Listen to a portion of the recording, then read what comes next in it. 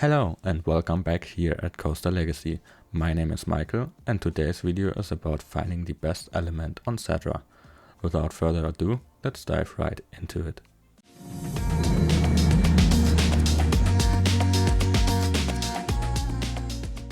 For those of you that are unfamiliar with Zadra, it is a 206 feet or 62.8 meter tall hybrid coaster manufactured by the American-based company Rocky Mountain Construction and is located at Energylandia in Zadra, Poland.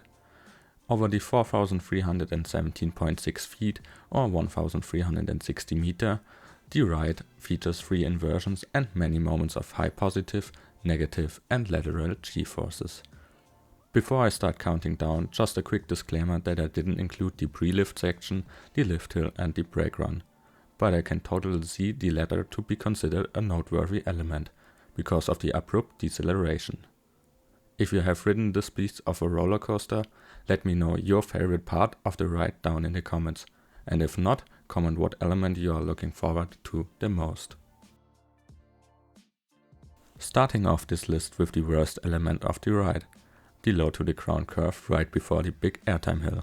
And let me just say, in my opinion, this element is still better than many elements of other coasters, because you're flying through this turn with blistering speed, combined with a good dose of positive G-forces, so you really get to notice and appreciate the incredible pacing of this hybrid coaster. At the 11th spot is an element I wish would be a bit different, because I would have loved to see either a 270-degree double inverting corner stall variant like we saw on Untamed, or a double zero-G roll or double hardline roll instead of the second zero-G roll variant at the end of the ride. Why, you may ask?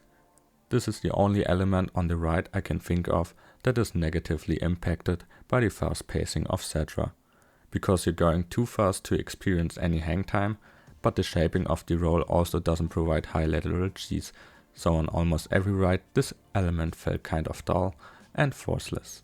On to number 10, which is arguably the smallest element of the ride, the speed hill right after the first drop. Like on all the other RMC hybrids that feature a similar hill, it also delivers a quick pop of ejector airtime. But what makes this element to stand out is a dose of laterals, which puts the cherry on top.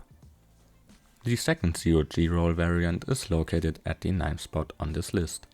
Since this one is located a bit further off the ground and you don't absolutely fly through it, it actually delivers a decent amount of hang time, and the shaping of it allows for a bit of lateral hang time as well, which is always a weird feeling.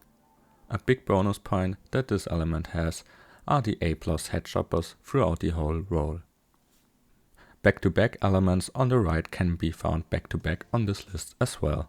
At number 8 is the first hill of the double down, which feels like a more sustained and a bit more aggressive version of the typical RMC speed hills. Nothing to complain about, this element is just a great punchy ejector airtime hill for which the company is known for. The 7th spot might be a bit controversial, because I heard from many enthusiasts that this is actually their least or one of their least favorite moments of the ride. The big sustained airtime hill, which is claimed by some to just feature mild floater airtime similar to a B&M Hyper, but on every ride I had, besides maybe the first ride of the day Zen rides, it delivered a good amount of sustained flow ejector or ejector. It is definitely not as intense as the first or second hill on Expedition GeForce, for example, but still a really good moment of the ride in my opinion. Coming in at number 6 is the second hill of the double down. It features an even more intense quick but sustained pop of ejector than the first hill, but this one also provides some decent laterals similar to the ones found during the speed hill. Combine that with some great head choppers and the anticipation of the following element and you have an awesome element overall. Number 5. For many people this probably is the most anticipated element of the ride, and for many of those that have already ridden it, it is their favorite. However, the zero-G stall just barely makes it into the top half of my ranking. I absolutely love the entry and exit of the element because they both provide a good amount of laterals combined with some airtime, but the stall itself didn't catch me on all of my rides. Don't get me wrong, it's still one of the best inversions in the world, and the visuals, especially when you're looking down, are crazy. But overall, I do prefer the 0G stall found on Tiger at Lin & Mackie, because it actually provides an incredibly good hang time sensation, which I'm missing at the impressive looking stall on Zadra. Onto the 4th spot. The massive vertical drop provides some amazing ejector airtime if you're sitting in the last cars. But because of the shaping and the sheer size of it, the front rows can also experience a great free-falling sensation. Overall, I do adore my twisted first drops like you find them on some Intermin Megas and Gerstlauer Infinities. But referring to straight drops only, this one is definitely one of my all-time favorites. What also adds to the experience is that you drop down right into the wooden structure of the ride, and I absolutely love the placement of the on-ride photo camera right at the bottom of the first drop. At number 3 is the element which made me cry out at about 15% of my 77 lifetime rides. The variety of forces on this big turnaround is just wonderful. From crushing positive Gs, especially for an RMC, over some great laterals to some very sustained ejector airtime. The exit of the element is also quite fun because of the weird shaping to straighten out the track. At the bottom of the element is sadly the only not butter smooth moment of the ride, because there's a tiny bounce caused by an sanded down track link. But it isn't too noticeable and it really doesn't take anything away from the experience. Coming in at 2nd place is the insanely wild low to the ground twisted hill. This truly is one of the most intense and abrupt transitions you can find on any coaster. A good pop of airtime plus lateral forces up to almost 1.8 Gs make this element so special. Although the queue line is ridiculously long and routed laboriously, it has also a big perk up its sleeve, because you get such a good vanishing point of this element from one of the multiple bridges.